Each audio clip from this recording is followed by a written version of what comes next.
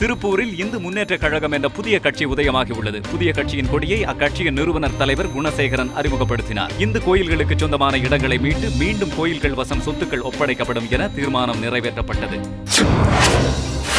Railway துப்புரவு பணிகளை தனியார் மயமாக்கும் முயற்சியை கைவிட்டு துப்புரவு பணியாளர்களை பணி நிரந்தரம் செய்ய வேண்டும் என்று இந்திய குடியரசுக் கட்சியின் மாநில தலைவர் சேக்கு தமிழரசன் வலியுறுத்தியுள்ளார். விழுப்புரத்தில் செய்தியாளர்களிடம் பேசிய அவர், ரயில்வே துறையின் துப்புரவு பணியில் ஒடுக்கப்பட்ட மக்கள் ஈடுபடுத்தப்பட்டுள்ளார்கள் என்றார். அதிமுக பொதுச் செயலாளராக ஜெயலலிதா 7வது முறையாக போட்டியின்றி தேர்ந்தெடுக்கப்பட்டதற்கு சேக்கு தமிழரசன் வாழ்த்து தெரிவித்தார்.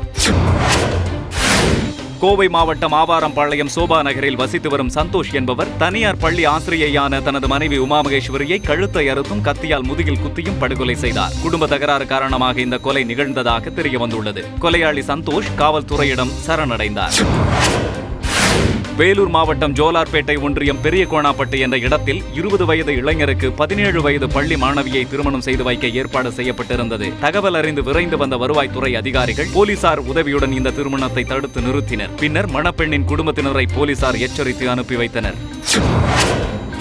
சென்னையை அடுத்த பல்லாவரம் பம்மல் பகுதியில் கொண்டாடப்பட்ட விநாயகர் சதுர்த்தி விழாவின் போது பட்டாசு விழுந்து அதிமுக நகர அலுவலகம் தீப்பிடித்தது. தகவல் அறிந்து விரைந்து வந்த தீயணைப்பு வீரர்கள் போராடி தீயை கட்டுக்குள் கொண்டு வந்தனர். இந்த தீ விபத்து தொடர்பாக விசாரணை நடத்திய போலீசார் 2 பேரை கைது செய்தனர்.